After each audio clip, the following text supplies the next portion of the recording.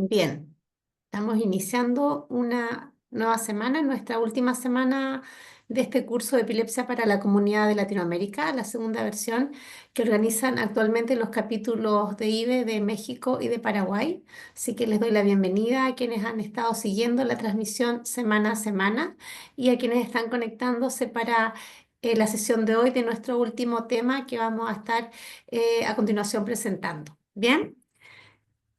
Hoy día vamos a estar hablando sobre estigma social en epilepsia y manejo del ambiente. Bien, y este tema va a estar siendo desarrollado por la presidenta del capítulo mexicano del IDE, la doctora Lilia Núñez, neuróloga, a quien le voy a ceder la palabra inmediatamente para que ya comience su presentación y a ustedes los invito a ir dejando sus comentarios y preguntas en el panel de preguntas que tiene esta misma plataforma.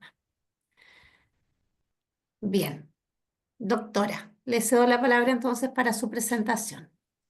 Muchas gracias, Loreto. Muchas gracias a ustedes por organizar este curso. Yo creo que la información es lo más importante para poder manejar cualquier enfermedad y la epilepsia especialmente. Entonces, me siento muy honrada de haber sido incluida en este programa. Como acaba de decir Loreto, vamos a hablar del estigma social en la epilepsia y manejo del ambiente. Vamos a ver a lo largo del desarrollo de la presentación que el estigma tiene que ver con el sentir interno y lo que sucede alrededor, y sobre ese alrededor vamos a abordar esta parte del manejo del ambiente. Ya me presentó Loreto, soy de México y tengo dobles tareas ahí en México porque dirijo un servicio de neurología, pero también el capítulo mexicano del Buró Internacional para la Epilepsia. Bueno, eh, resulta que cualquier persona que tenga epilepsia generalmente no lo denota. Y esta ilustración que ganó un concurso del IBE hace muchos años nos ilustra muy bien esto. Esta población de pingüinos se ven todos iguales. Se preguntan, ¿luzco diferente a los demás? Claro que no.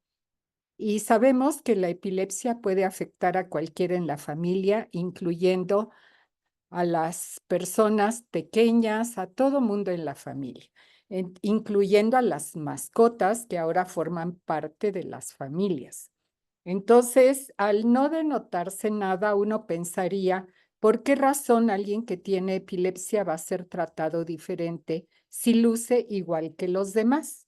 Pues resulta que desde tiempos ancestrales tenemos mitos que hay alrededor de la epilepsia, como que la epilepsia es una enfermedad divina, es posesión demoníaca, castigo divino, brujería, fenómeno sobrenatural, enfermedad contagiosa, sinónimo de retraso mental o de locura, situaciones que sí pueden estar concomitantemente durante la enfermedad epilepsia, pero no afecta a todas las personas que tienen epilepsia. Solo una pequeña parte puede tener alteraciones psiquiátricas y otros más pueden tener discapacidad intelectual.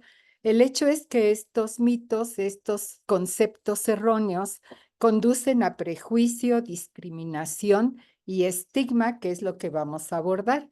A lo largo de la historia hemos sabido de situaciones terribles como quemar vivos a quienes padecen epilepsia pensando que eran herejes, que practicaban la brujería y que tenían que ser eliminados de esa manera.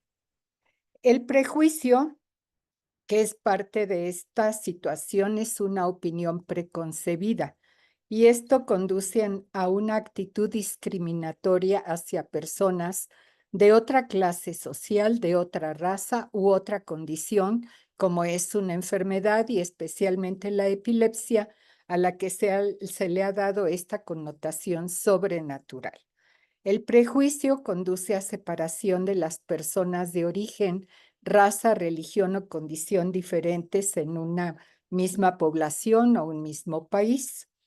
El estigma se define como la huella que deja una enfermedad, como las características que definen a una persona que padece una enfermedad, pero esto es un atributo profundamente desacreditante que conduce a que la persona estigmatizada desarrolle una psicopatología diversa, especialmente depresión y ansiedad. Estigmatizar entonces es peyorativo, significa infamar, censurar o condenar, y esto hace que la gente que padece esta enfermedad sea relegada, sea separada de su grupo social. Los tipos de estigma que se han identificado son diversos. Pueden ser malformaciones o marcas del cuerpo, como las personas que han sufrido una mutilación o tienen síndrome de Down o son ciegos y mudos. De carácter psicológico, como tener SIDA, tener preferencias sexuales distintas, tener drogadicción o alcoholismo, y en este asunto psicológico entra la epilepsia. Y también tenemos estigma por origen sociocultural relativo a raza, religión o nacionalidad diferentes. Nos vamos a enfocar a esta parte de esta definición de los tipos de estigma.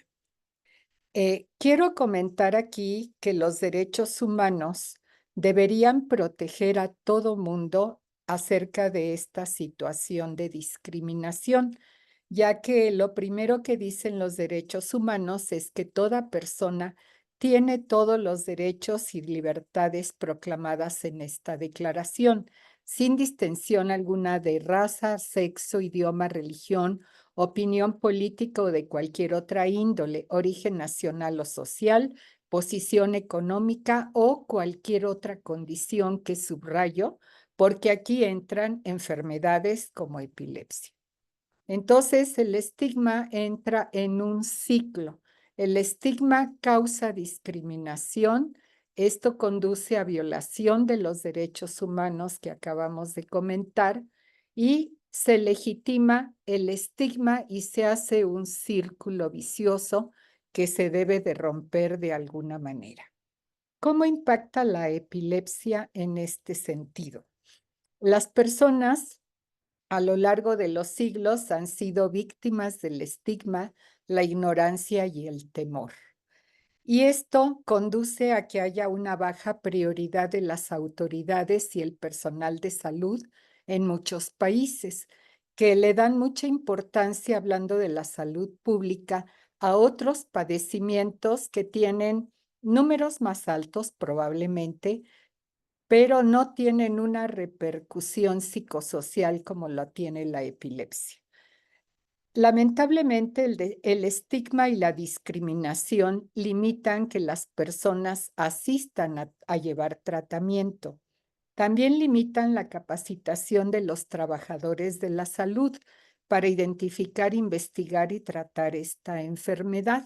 Y lo vemos incluso entre los neurólogos. Se interesan mucho en padecimientos como las enfermedades desmielinizantes, enfermedades neuromusculares, y vemos que el interés por las personas con epilepsia no es tan alto como quisiéramos, dado que el número es muy grande de quienes la padecen.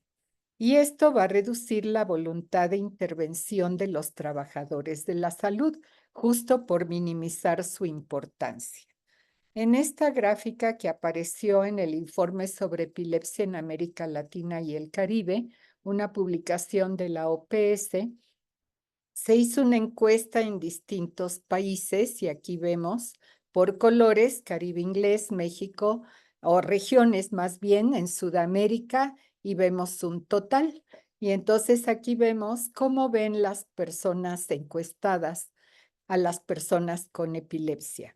Si piensan que tienen comprensión hacia ellos o hay discriminación, hay empatía o hay estigmatización o miedo. Y como ven, las respuestas, sobre todo en los países latinos, en las regiones latinas, nos marcan que hay muchas respuestas que hablan de discriminación y estigmatización. Y aquí en México, que es este color, es muy alta esta cantidad de respuestas, lo cual es realmente preocupante. Bueno, las epilepsias pueden ser estigmatizadas por diversas razones. Primero, la naturaleza impredecible de las crisis, la sobredimensión del riesgo de muerte durante una crisis, que por cierto, no mencionamos todo lo que debiéramos a los pacientes, hablar de SUDEP, por ejemplo, no solemos hacerlo, pero creo que debemos porque esto debe motivar a las personas a cuidarse mejor.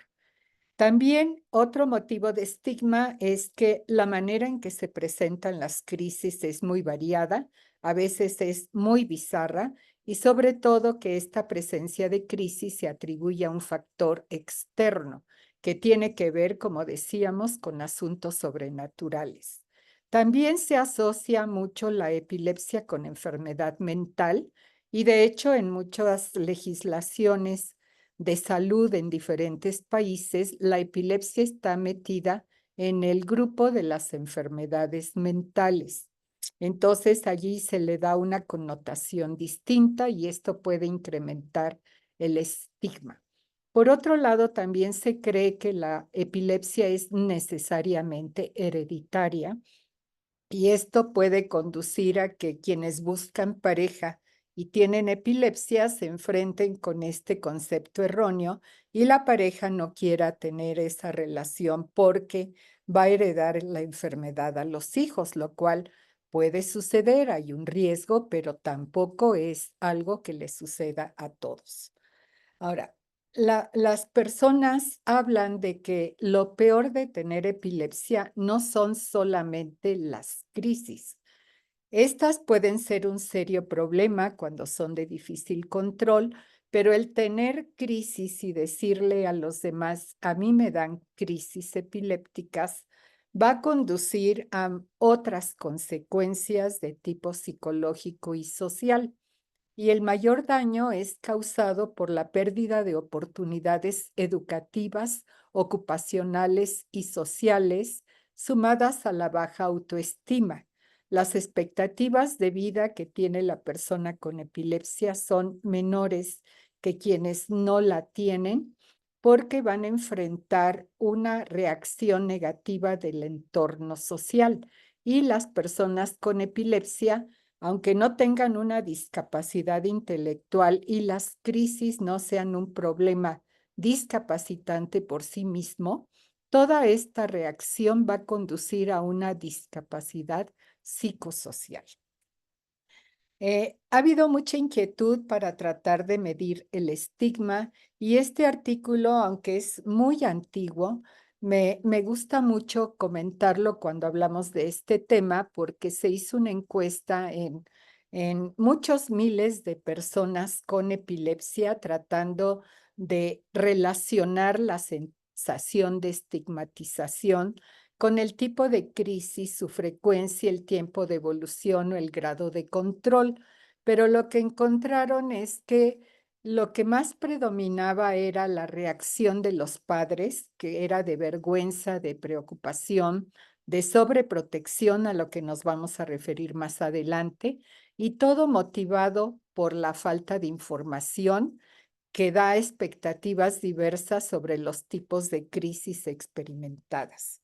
Nosotros aplicamos este cuestionario en población mexicana y en este grupo, que no es muy grande, solo de 185 personas, se les hicieron estas preguntas cuya respuesta, aunque nada más sea una, no significa que hay sensación de estigmatización. Y en este grupo, el 66% respondieron al menos una respuesta con un sí, lo cual significa que 2/3 de la población que interrogamos se sienten estigmatizadas. Ahora, el estigma habíamos comentado que puede ser externo o puede ser interno y generalmente es de ambos tipos. En cuanto al estigma público o efectivo o institucionalizado, como se refieren las diversas publicaciones al respecto, Son sentimientos, pensamientos, prejuicios y comportamiento del medio social hacia las personas con epilepsia. Pero la persona misma tampoco sabe mucho de su enfermedad y también tiene un falso concepto de la misma y además percibe esta situación externa. Entonces, el autoestigma o estigma sentido o percibido se refiere a percepciones, sentimientos íntimos y prejuicios que las mismas personas con epilepsia desarrollan hacia sí mismas y su enfermedad. El estigma se construye culturalmente y se va transmitiendo durante el proceso de socialización que empieza en la infancia. Desafortunadamente, al no erradicar la ignorancia que conduce al estigma, persiste irracionalidad en las ideas que tienen que ver con la epilepsia. El estigma se perpetúa y esto que ya vimos es un atributo indeseable que reduce el estatus del individuo para la sociedad y que es necesario negar y ocultar para no tener este estigma externo. En cuanto a la familia, que es donde empezamos a socializar, es la célula de la sociedad, se ve una gran interdependencia del niño y la madre. Hay sobreprotección que conduce a problemas de conducta en el niño y a depresión en la madre. La familia, como vimos en la encuesta europea, considera la epilepsia un castigo divino y una situación de vergüenza. Como no se enteran qué pueden hacer, cómo saber más de su enfermedad, están supeditados a lo que el médico les diga y lo hacen de manera incondicional y no son capaces muchas veces de platicar con el médico sus dudas o de dar sus percepciones de lo que está sucediendo con su paciente.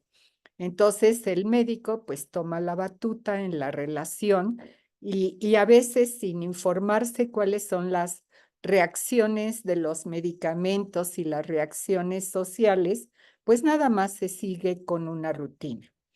La familia trata de negar la epilepsia en el interior de la misma, ocultan la enfermedad al resto de la familia a veces y al resto de la sociedad porque sienten vergüenza de tener a alguien que está padeciendo epilepsia. Y los miembros de la familia, puede ser el papá, los hermanos, la misma mamá, van a asumir la epilepsia de diferente manera. Suele ser que el papá culpe a la mamá y viceversa, con esta idea de que es hereditaria, pues dicen, el problema viene de tu rama y a mí no me metas en esto, tú tienes la culpa y esto puede conducir a una separación de la pareja. Y los hermanos pues pueden reaccionar favorablemente, ayudar a cuidar a la persona que tiene epilepsia, pero también la pueden relegar porque se encelan de que la atención se vuelca sobre quien la padece. Entonces, hay 3 reacciones de relevancia en la familia, que son ansiedad, culpabilidad y agresividad. La ansiedad, que se define como una sensación de peligro, esto se exacerba cuando ocurre una crisis y si estas ocurren con frecuencia, pues el padre o la madre que se dedican a ser los principales cuidadores del niño o joven con epilepsia disminuyen la atención hacia los hermanos y pueden tener una sobreprotección enfermiza que haga inútiles a los niños y jóvenes con epilepsia porque pensando que se ponen en peligro no los dejan salir, no los quieren llevar a la escuela, no los dejan jugar y no los dejan hacer prácticamente nada, lo cual va a reducir muchísimo la capacidad de inserción social de esa criatura. Entonces, algunos se van a sentir tan protegidos que piensan que no, que están en peligro y algunos van a aprovecharse de la situación y a sacar un poco de ventaja, lo cual va a empeorar la relación que tengan hacia sus hermanos. En cuanto a la culpabilidad, esta se relaciona con la enfermedad misma y la presentación de las crisis, sobre todo en las epilepsias condicionadas genéticamente y todavía más si la epilepsia se adquirió por una causa accidental como una caída, un accidente, un golpe en la cabeza, que es algo bastante frecuente que vemos. También la culpabilidad tiene que ver con que aparezcan las crisis ante el estrés que el niño o joven tiene cuando le regañan, cuando lo castigan o cuando él quiere algo que no le dan. Entonces se pone muy ansioso, se deprime y esto puede favorecer que la frecuencia de crisis se incremente.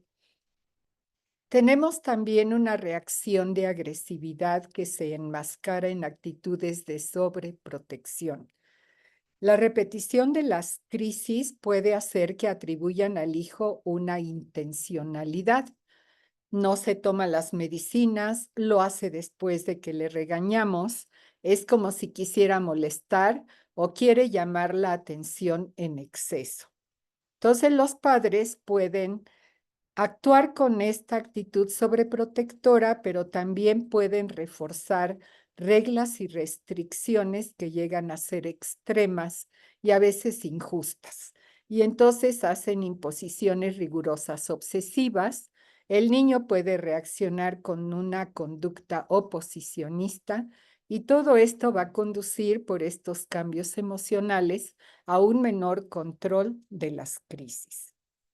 Esta publicación, que hay una colección, Las tormentas cerebrales en la familia, es una de ellas, que publicó el doctor Schachter en Nueva York, tiene lo que piensan las personas de lo que les está pasando. Tiene otro libro de lo que piensan los trabajadores de la salud ante la epilepsia. Tiene esto que son opiniones de la familia. Entonces aquí, pues hay quien dice que hay una gran sobreprotección por parte de los padres, que esto restringe el desarrollo normal del individuo con epilepsia. Los padres deciden qué debe y no debe hacer el enfermo y deciden y creen sentir por el paciente, creer que eso es lo correcto, porque el paciente no puede tomar su propia decisión y la familia puede actuar de tal manera que devalúa al paciente. Y el paciente va a asumir esa sensación de minusvalía como una verdad y va a tener una baja autoestima.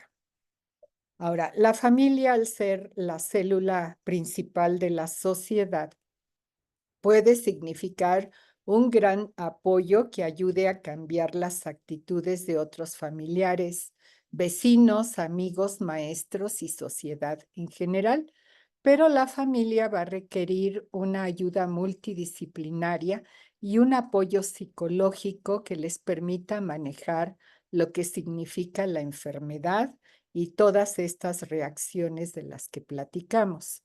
La aceptación de la familia ante este problema va a mejorar la reacción del enfermo hacia su epilepsia y a reducir o evitar el estigma.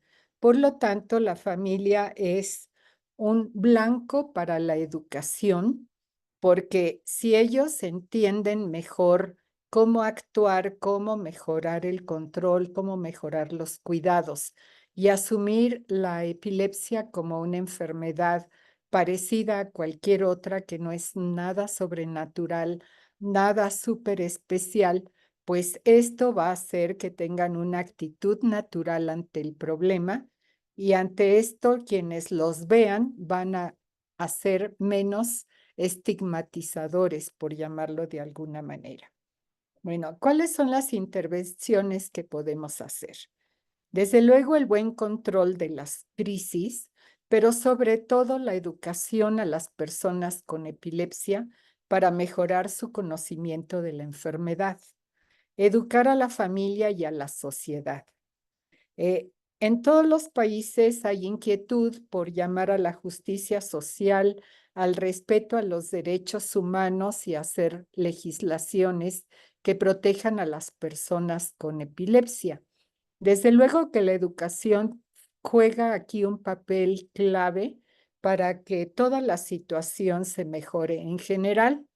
Y aunque estas medidas de derechos, de leyes, etcétera, no son una solución necesariamente, sí pueden ayudar para que las políticas de salud pública presten más atención al problema y ayuden a mejorar el conocimiento de los médicos y de la sociedad ante el mismo.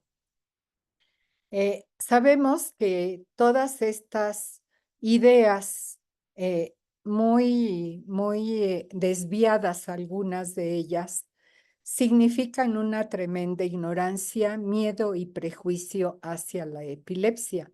Por lo tanto, cada persona que se conoce debe ser educada. Y esto es una casi consigna para la misma familia, que deben conocer su problema, informarse y transmitir esa información a quienes rodean al hijo, hermano, padre o quien tenga epilepsia en la familia y explicarles qué se puede hacer o invitarlos a donde se puede recibir información que les haga cambiar los falsos conceptos. Entonces, cada información nueva que aprende el paciente y la familia debe ser compartida para tratar de disminuir la estigmatización. Esta invitación a superar prejuicios y a luchar contra el estigma, creo que es algo que debemos tener como nuestro lema todos quienes atendemos a las personas con epilepsia y sobre todo tratar de que el comportamiento de la persona no sea de que yo soy distinto, yo tengo un problema que quizá merezca ser relegado o rechazado. Y esta manera de actuar va a ser un círculo vicioso que los demás van a notar y que van a ensañarse con esa persona respecto a su padecimiento. Por lo tanto, la actitud es muy importante. Lo importante es la actitud, como dice aquí este chiquito, en que dice, bueno, si tenemos la actitud de que vamos a triunfar, en este caso en el béisbol, que es lo que nos indica el dibujo, también vamos a triunfar en la vida porque tenemos una actitud valiente que nos va a permitir enfrentar nuestra enfermedad y a no permitir que la gente nos relegue y nos lleve al fracaso en la vida porque nadie se merece eso y la persona con epilepsia tiene todo el derecho a insertarse en su medio social, a tener las mismas oportunidades que quien no padece esta enfermedad o cualquier otra, y de esta forma ser un elemento que aporte a la sociedad y que pueda hacer su vida con una calidad mejor de lo que tienen cuando son sometidos a la estigmatización.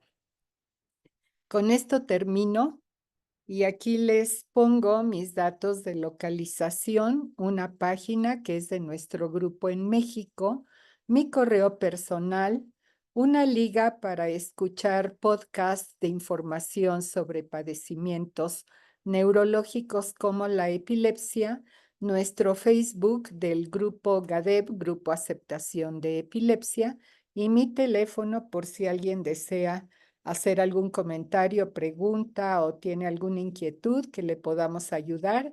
Aquí está para todos ustedes. Muchísimas gracias. Muchas gracias, doctora, por su presentación. Ahora vamos a pasar al momento de la discusión de las preguntas, así que vamos a invitar a que se una también a este panel de discusión a Vanessa Ramírez, que es presidenta del capítulo paraguayo del IDE. Bienvenida, Vanessa. Las dejo acá para que puedan ir revisando las preguntas y comentarios entonces. Muy buenas noches, muchas gracias una vez más por esta oportunidad. Estuve escuchando la charla de la doctora. Yo soy representante del IBE en Paraguay y soy mamá de un niño con epilepsia, entonces me sentí muy identificada con el tema de la importancia del rol de la familia, de sobre todo de esa sobreprotección que a veces me incluyo, ¿verdad? Que tengo que superar, Sí. pero creo que el estigma en sí, como usted dijo, doctora, se inicia en la casa. O sea, nosotros como padres o las personas que rodean a la persona con epilepsia les tiene que dar, impulsar ese valor de que ellos pueden hacer y pueden lograr cosas que inclusive a nosotros los padres, muchas veces los médicos también tienen ese temor o nos dicen tal cosa no pueden hacer o hay que limitar un poco, pero tener por lo menos esa confianza, darles a ellos esa confianza ya en la familia, ¿verdad, doctora? Así es, Vanessa. Pues gracias por compartir tu propia inquietud, porque así como tú lo dices, muchas mamás y papás nos dicen, es que estamos actuando mal, nosotros no sabíamos qué cuidados sí se tienen que llevar a cabo, como por ejemplo la dosificación, el horario de los medicamentos, el asociar o no con las comidas, que muchos medicamentos no van a tener un buen efecto si se toman junto con los alimentos. Entonces, los padres se sienten culpables de esta situación y sienten que la vida les debe algo a sus hijos. Cualquiera que sea la edad de los hijos, si son pequeñitos, adolescentes o adultos, igualmente sienten esa sensación de no haber hecho lo suficiente por sus hijos, que tienen por ese hijo que tiene una enfermedad y que la vida le restó la salud y que algo le deben dar como sobrecompensación. Probablemente de allí proviene mucho de esto del temor, de la sobreprotección, querer que al niño no le dé ni el aire porque algo le puede pasar.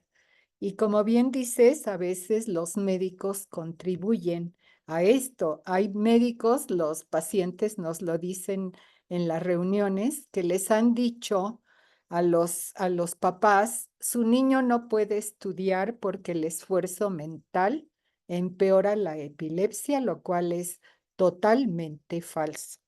Su niño no puede hacer deporte porque si se cansa le pueden dar las crisis o puede ser peligroso para los demás. Y si bien no es el tema, este tema tiene que ver con la actividad física, la actividad deportiva, también se debe analizar porque si esto lo prohíbe el médico, los papás lo van a tomar como una indicación y van a promover que el hijo sea sacado de las actividades deportivas, por ejemplo, u otro tipo de actividades escolares, además de las habituales de aprender lo que el maestro les está enseñando. Entonces, sí es muy importante, como bien dices, el estigma empieza allí. Se les señala como diferentes, como que están en un excesivo peligro de descontrolar sus crisis por hacer actividades que son completamente normales y no son riesgosas para los niños que tienen epilepsia, ¿no? Entonces, pues volvemos al punto que la educación es muy importante y a veces los papás no expresan sus dudas.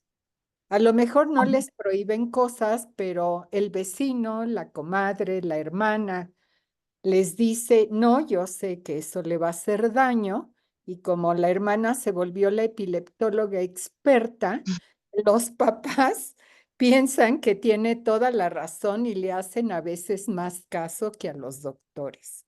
Entonces, pues es una labor educativa cotidiana que debemos hacer con las familias, con las personas que padecen epilepsia y también Con con los, los en médicos. las escuelas también.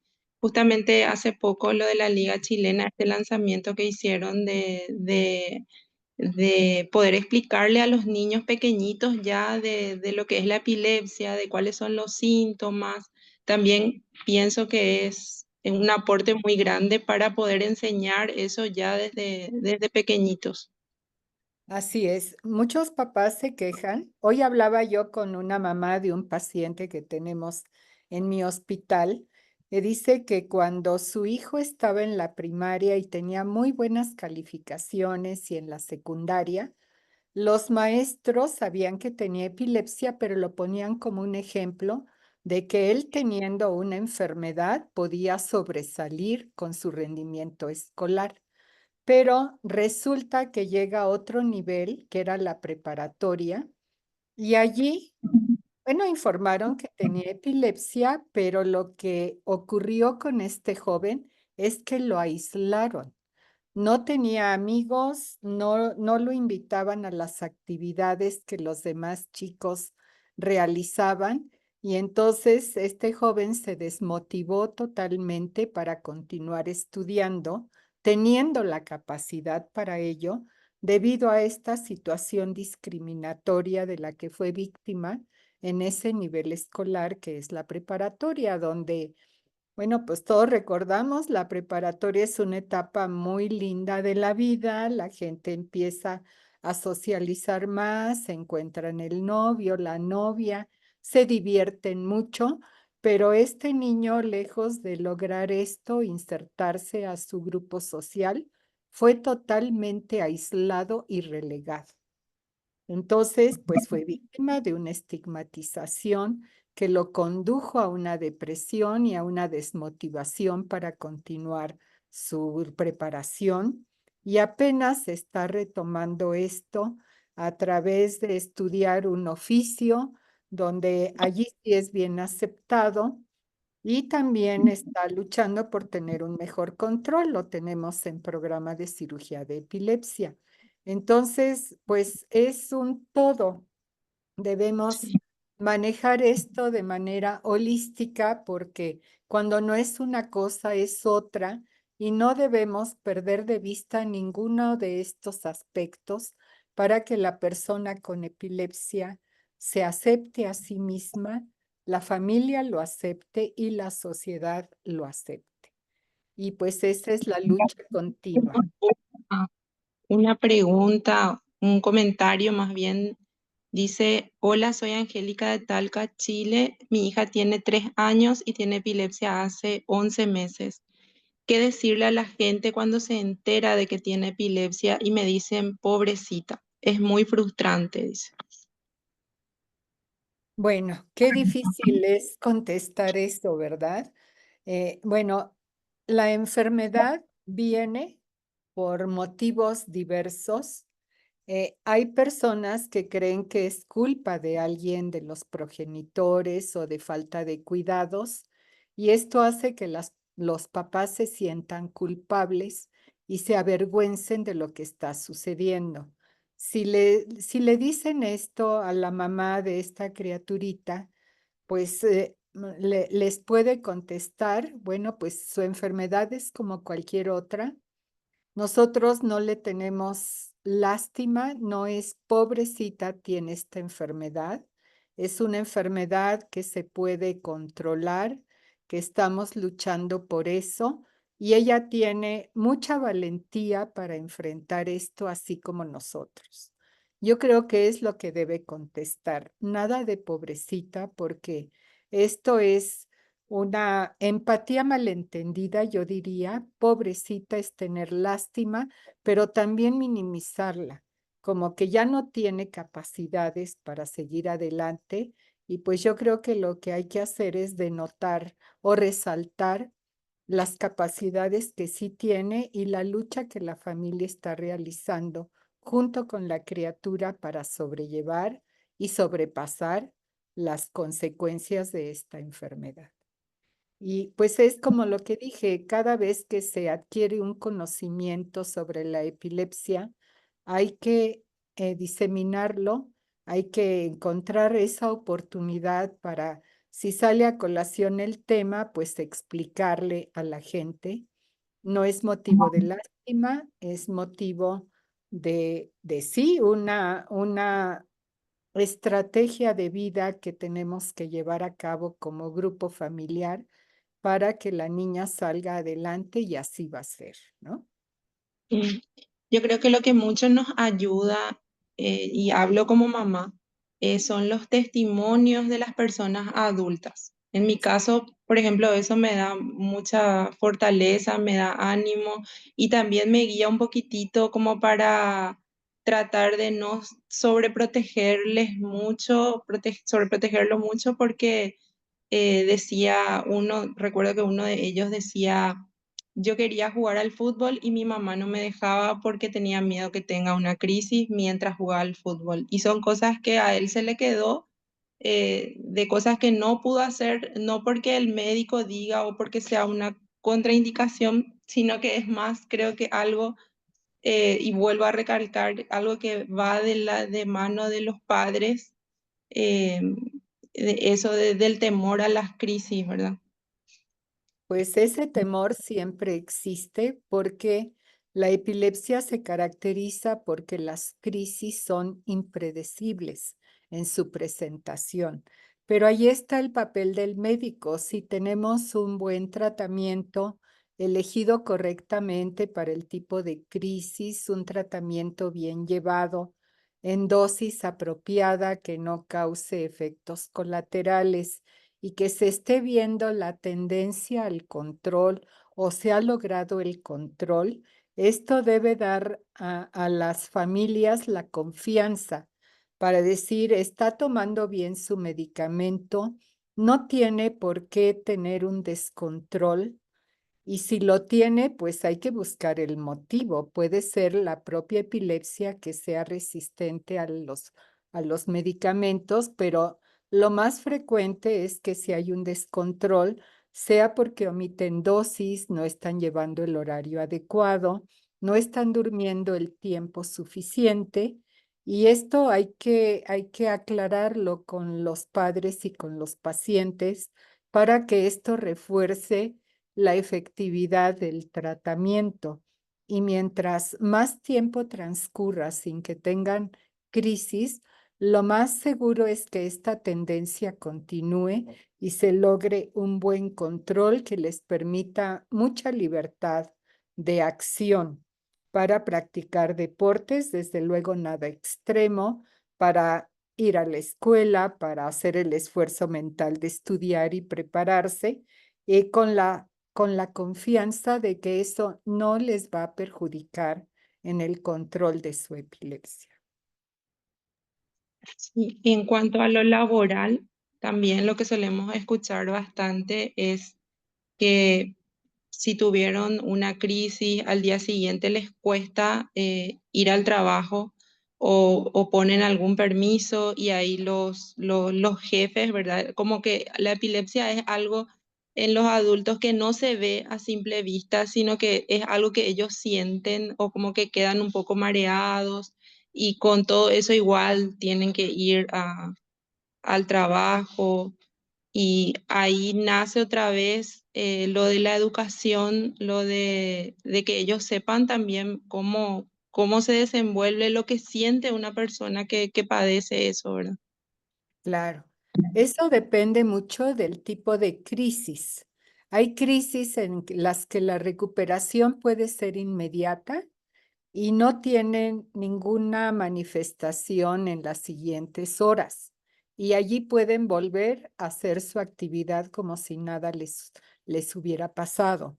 Otros a veces tienen un mayor tiempo para recuperarse y allí pues sí tendrán que descansar, pero yo le preguntaría a la gente, ¿qué pasa cuando alguien tiene una migraña que le puede durar 48, 72 horas y que está totalmente incapacitado para hilar dos palabras, para salir a hacer sus actividades y que va a faltar? Y si le avisan al jefe, tengo un episodio de migraña severo, estoy vomitando, no puedo ir a trabajar, ¿Qué le dice el jefe? Bueno, pues descanse. Lo mismo podría o debería de decir si es un caso de una crisis que tardó en recuperarse más tiempo, que tardó medio día o tuvo necesidad de faltar al otro día. Yo preguntaría eso. Hay personas que aparte de 3 días del episodio migrañoso, tienen un día de postdromo, de molestias posteriores a la terminación del episodio, que los deja como atropellados, así lo dicen ellos, ¿no? Entonces son situaciones de una cierta discapacidad y yo diría que en esas, comparando un padecimiento con otro, la migraña podría ser más discapacitante que un episodio de crisis epiléptica. Entonces hay que discutirlo, explicarlo y decir por qué al migrañoso lo dejan faltar y nadie le dice nada, pero quien tiene una crisis lo ven distinto. No Sí, puede ser, no es justo, ¿no? Los sí, dos son padecimientos neurológicos, los dos requieren una atención y requieren de un tiempo de recuperación de acuerdo a la necesidad de cada quien, ¿no? Y se sí, tienen que ver igual desde el punto de vista laboral. Yo aquí añadiría, no este día que faltan a su trabajo, sino que vemos con mucha frecuencia que quien tiene una crisis epiléptica cuando ya está trabajando, ya consiguió un empleo, está desempeñándose y por alguna situación tiene una crisis. Y no nada más le pueden negar el descanso, sino que lo pueden despedir, sí, lo cual es otra violación a los derechos humanos, porque uno de ellos es el derecho al trabajo. Y bueno, pues la persona no la despiden por su enfermedad, no la despiden porque su desempeño en el trabajo se haya reducido, simplemente porque la ignorancia, el susto, ¿cómo lo vamos a atender? Vamos a incurrir en una responsabilidad. No sabemos cómo atenderlo durante una crisis. Puede hasta morir, lo cual pues tampoco suele suceder. Y mejor no me mantengo con un problema como ellos lo pueden ver.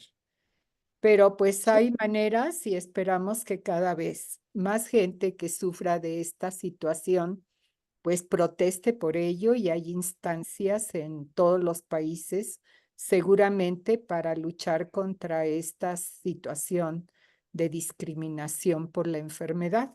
En México nosotros tenemos una instancia que se llama el Consejo Nacional para Evitar la Discriminación y es una instancia a la que pueden recurrir las personas para pedir su reinstalación en el trabajo y puede funcionar. Oír a los derechos humanos, que también en todos los países existe una comisión de derechos humanos y luchar por evitar estas situaciones de despido injustificado o discriminación dentro del trabajo. sí. Aquí tenemos otro comentario. Gracias por tu respuesta. Todos estos talleres me han servido mucho para aprender. Gracias a Dios, mi hija no tiene ninguna limitación y puede hacer su vida normal. Y la dejo que viva su niñez de forma normal, con miedos, pero no se los demuestro a ella, siempre dejándola crecer. Gracias. No, pues muy positivo el comentario. Creo que esa es la mejor actitud porque le va a transmitir a la niña su propio valor, su autoestima se va a incrementar porque se le ha permitido desarrollar sus capacidades. Y eso le va a permitir avanzar en la vida y tener posteriormente un empleo, una familia o lo que ella decida, ¿no? Sí. Aquí tenemos otro comentario. Dice, como abuela de un pequeño con epilepsia era complicado entender lo que pasaba, sobre todo cuando mi hija en su desesperación por no encontrar una verdadera inclusión para su hijo, tuvo planeación autolítica que incluía a ambos, dice. Gracias a la doctora Lilia y a GADEP aprendemos más de la condición y eso nos permite vivir más y mejor como sociedad. Nos falta tanta empatía, pero poco a poco se puede hacer un mundo mejor. La quiero mucho, doctora Lilia, dice. Ay, muchas gracias. No me dice quién es, pero muchos saludos y seguramente nos veremos en la próxima reunión de nuestro grupo. Gracias por el comentario. Fíjense qué grave esta situación de pensar en quizá matar a la persona que tiene epilepsia para terminar con un supuesto sufrimiento y matarse como cuidador, porque también es un sufrimiento enfrentar esto, pero pues ella hizo un esfuerzo seguramente por informarse y entender mejor lo que pasaba y desechar estas ideas de suicidio, ¿no? Que son Sí, terribles. así mismo es. Em, Sobre la escuela también, cuesta mucho tener esa, o sea, contar la realidad de las cosas que están pasando, como mi hijo fue candidato a cirugía, él se operó y contar que hubo una desconexión en su cerebro sin que le vean a él como hoy está, es como que le asusta a las personas. Entonces, yo creo que siempre es mejor, al menos cuando uno va a ir a buscar una escuela o lo mismo cuando están, que le vean a la persona que no es, que tal vez el diagnóstico parece algo muy complicado de entender, pero que al mirarle es un niño prácticamente normal de su edad, ¿verdad? Pues sí, eso es lo que hay que resaltar. Una enfermedad no puede definir al individuo. De allí viene esta campaña mundial por erradicar la etiqueta de epiléptico para referirse a la persona que tiene epilepsia, porque decir epiléptico quiere decir que es la enfermedad personificada y eso no es así. La persona tiene cualidades, defectos como las tienen cualquier ser humano y el tener una enfermedad no borra todas las demás características ni le define. Entonces, también eso es parte de la educación y decir, bueno, y los diabéticos y los hipertensos, decir que por eso son distintos, porque les ponen esa etiqueta, pues no es adecuado porque es una persona que vive, que trabaja, que estudia, que se divierte y además pues tiene una enfermedad con la que vive, pero que está enfrentando y no le impide hacer todo lo demás que las otras personas pueden realizar.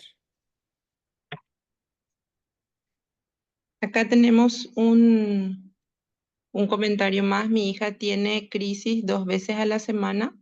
Tiene combinada focal y generalizada. A pesar de todo, la dejo realizar su vida normal a una niña de 15 años, pero es muy difícil por las crisis tan constantes.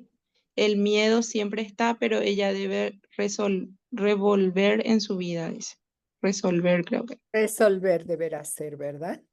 Bueno, pues Sí. es una valiente actitud de asumir los riesgos que significa tener crisis frecuentes. Sí hay riesgos, se pueden caer, se pueden fracturar, se pueden lastimar de alguna manera y yo creo que además de actuar con valentía y asumir el riesgo, esta alta frecuencia de crisis ameritaría que busque atención de otro tipo porque sus medicamentos no la tienen bien controlada y hay opciones de tratamiento que pudieran ayudarle, como pudiera ser una cirugía de epilepsia.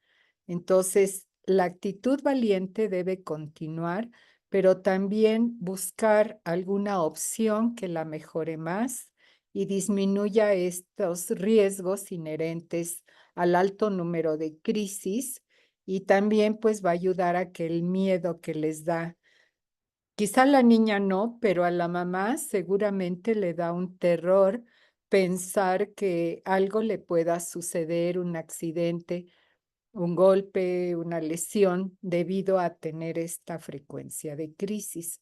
Entonces, hay que seguir con esta actitud valiente, pero también hay que buscar opciones para mejorar la situación. Aquí tenemos una pregunta más sobre, dice, ¿y si funcionan los derechos humanos en un despido? A mí me despidieron hace unos años. ¿Acaso a la empresa le imponen una multa o algo por el estilo? No sé cómo es ahí, doctora. Bueno, no sé Nos de qué falta. país nos habla, pero bueno, en nuestro país, en México, la Comisión de Derechos Humanos no tiene capacidad de sancionar. No está hecha para imponer sanciones. Lo que hacen es hacer recomendaciones y un seguimiento para ver si esas recomendaciones se están cumpliendo. Entonces, pues es algo que se debe intentar. Probablemente se logre una reinstalación, aunque no se sancione a la empresa, y yo creo que por lo menos sería una ganancia para quien nos hace la pregunta, porque pues la necesidad de empleo es para todos. La ventaja de tener un empleo también es mucha, porque les va a dar una seguridad social, atención médica, probablemente la atención en una institución que provea de medicinas, provea de estudios, provea de la atención médica, y todo eso se pierde cuando se despide a alguien de un trabajo. Entonces, sí vale la pena luchar por ello y también y someterse a lo que diga la Comisión de Prevención de la Discriminación, que puede ayudar de otra manera, complementando lo de los derechos humanos para lograr pues que se haga una compensación de alguna manera o la reinstalación como sería lo más adecuado, ¿no? Sí. Acá tenemos otro, que es una paciente. Dice, yo tengo una familia que gracias a Dios siempre me dejaron ser. Me dejaron crecer con la confianza de que podía llevar una vida normal, pero es muy cierto, en mi época el decir que tenía epilepsia era una cuestión que no daban la oportunidad de desarrollarme. Aprendí en no decir en los diferentes trabajos nada de mi enfermedad y siempre pude trabajar sin problema alguno. Llevo 20 años controlada mi epilepsia, ya tengo 58 años de edad y llevo una vida tranquila. Gracias, doctora Lilia, porque usted fue quien siempre me apoyó en hacer mi vida normal y no tener miedo a la enfermedad. Ay, pues qué bueno que resultó la recomendación, que la incorporó a su vida y que siguió Sí, adelante. Yo la felicito por eso. Entonces, miren, esta situación aprovecho el comentario porque cuando se solicita un empleo en una empresa y preguntan qué padecimientos tiene, pues hay quien no sabe si poner o no que padece epilepsia. Cuando se porque pone mujeres, sí. eso, Mm, no los van a contratar en primera instancia, sí. porque si pueden contratar a alguien que no tenga un padecimiento de este tipo o cualquier otro, pues van a preferir a alguien que pudiera no faltar, etcétera, ¿no? El no decir y presentar una crisis cuando ya están trabajando también significa un problema, porque las empresas toman mucho en cuenta la honestidad de poder decir este tipo de cosas, y el pretexto o la justificación en esas situaciones es hacer un despido porque mintieron, ¿sí?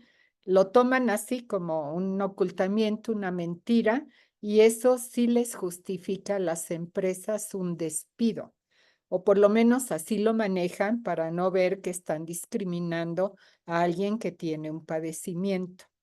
En el caso de la persona que nos escribió y que comentó, Por fortuna tenía un excelente control y no había necesidad de informar a nadie que padece epilepsia. Sin embargo, sí había la posibilidad de que tuviera crisis durante el desempeño de su trabajo y exponerse a este tipo de reacción por la empresa, de decir, pues no nos informó y se va. Por suerte no sucedió así, qué bueno que se animó, que está desempeñando un trabajo y que no pasó nada que interrumpiera este buen camino por el que va en su trabajo. Aquí tenemos uno más. Dice, buenas noches. Estoy en una formación para sacerdote y cuando supieron que soy una persona con epilepsia, quisieron apartarme de la formación. Gracias a la ayuda de los doctores, así también por medio de la ASOPALEP, pude conocer mucha información que me ayudó mucho para que no me saquen de mi formación. Gracias a Dios ya estoy terminando, son 8 años de formación, ahora estoy libre de crisis, 1 año y 10 meses. Lo que aprendí es que no hay que esconder, que no debo ocultar que soy una persona con epilepsia. Pues yo creo que está correcta su manera de asumir que tiene esta enfermedad. Y uno diría, bueno, en un medio que es para ayudar a la gente, como es el sacerdocio, es una profesión de servicio y ayuda a la comunidad. Suena muy discordante que le nieguen a alguien seguir su vocación porque tiene una enfermedad. Qué bueno que luchó, que lo logró y que está cumpliendo su vocación de servicio porque va a ayudar a mucha gente. Uno más, Doc. Dice, ¿qué recomendaciones entregaría usted a los padres que están en la etapa inicial del diagnóstico a fin de acompañar al paciente sin caer en el estigma y la sobreprotección? Pues la recomendación es que se informen acerca de lo que es la epilepsia, cómo se manifiesta. De acuerdo al tipo de crisis, al diagnóstico de epilepsia, tenemos pronósticos distintos. Y hay personas que están viviendo trágicamente un diagnóstico de epilepsia que no les han puesto el apellido y son epilepsias autolimitadas que se van a controlar muy bien y la familia lo vive como la catástrofe mayor por no saber eso. Y los médicos deben informar. Si hay epilepsias en las que el pronóstico no es bueno, allí también hay cosas que se pueden recomendar, cosas que se pueden hacer para un mejor enfrentamiento. Pero básicamente al iniciar el proceso de diagnóstico, pues se debe ir acompañando a la persona con información sobre cómo se va a hacer este proceso para diagnosticar primero el tipo de crisis, luego el tipo de epilepsia, cómo se vislumbra la respuesta a los tratamientos, es decir, el pronóstico. En cuanto al tratamiento, el pronóstico acerca de la epilepsia misma, que puede ser, como les decía, autolimitada y mejorarse o desaparecer a una cierta edad. Y hay otras que van a continuar a lo largo de la vida, pero se pueden tratar de controlar mejor si se elige bien el tratamiento y se explica todos los cuidados que debe haber sin extralimitarnos y prohibir la vida, porque eso es pésimo. Eso no ayuda a un buen tratamiento. Entonces, la recomendación es que se informen, que tengan conocimiento de la epilepsia en general y del tipo de epilepsia en particular que su familiar tiene para saber cómo van a actuar y saberlo acompañar, saber qué hacer ante las circunstancias que se vayan presentando. Y esto va a ayudar a toda la familia a asumir el asunto con menos temor, con menos miedo, con menos rechazo y va a permitir que la persona con epilepsia viva un futuro mucho mejor. Y yo agregaría también buscar algún grupo de apoyo justamente esto de tener familias que pasan lo mismo que nosotros, familias que tienen niños que ya han sido diagnosticados hace un tiempo y logran tener una vida normal. Eso también nos ayuda, nos da esa confianza de que nosotros podemos también lograr eso y Ujú. nos da fortaleza, ¿verdad? De hacer frente a las cosas que van a ir, se van a ir dando, porque esto es un camino. Es un camino largo, a veces con obstáculos, a veces muchas piedritas, a veces rocas, pero no son obstáculos insalvables. Como decíamos, la actitud es muy importante. Bueno, creo que ya estamos en nuestro horario. Ujú. Sí, Em, sí, estamos en la hora, así que voy a ir haciendo yo el cierre de la sesión de hoy, agradeciendo por supuesto a nuestras dos invitadas, a la doctora Lilia Núñez Orozco de México con su exposición, a Vanessa Ramírez desde Paraguay, ambas presidentas de los capítulos de México y Paraguay respectivamente del Buró. Así que muchas gracias a ambas. No sé si quieren hacer algún comentario final antes de despedir la sesión. Bueno, yo creo que sí. Yo creo que la presencia de todos, que agradecemos mucho, que reciban la información que queremos darles y que sea esta información bien recibida, bien aceptada y que les sea de utilidad para modificar conductas que a lo mejor no han llevado adecuadamente y si modifican favorablemente van a ser de gran ayuda, de gran apoyo para su familiar con epilepsia, sea cual sea el rol familiar de esta persona con epilepsia. El hijo, el hermano, el cónyuge, el padre, porque esto puede afectar a cualquier persona en la familia, como dijimos al principio. Entonces, informarse es muy importante. Y generalmente la información la van a encontrar en los grupos de apoyo porque es donde podemos proporcionar información en lenguaje entendible para las personas no médicas. Si ustedes buscan información indiscriminadamente, lo más seguro es que haya muchos términos que no van a entender qué significan y que lejos de ayudar a entender el problema, los van a confundir. Entonces hay que buscar la información en los sitios apropiados tanto en internet como de manera presencial. Y pues por fortuna tenemos grupos de apoyo en distintos países y creo que todos enfocamos mucho nuestra actividad a dar información y la información ayuda en todos aspectos. Sigan buscando, acepten esta información, apliquen lo que corresponda a su caso en particular y pregunten, aclaren sus dudas. Eso va a ayudar muchísimo.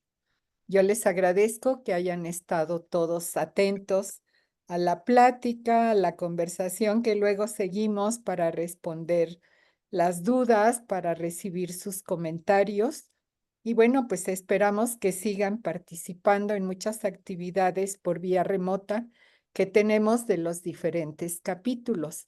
Siempre van a hallar información nueva o van a entender más claramente algo que ya escucharon, pero que lo vuelven a escuchar dicho de una manera distinta.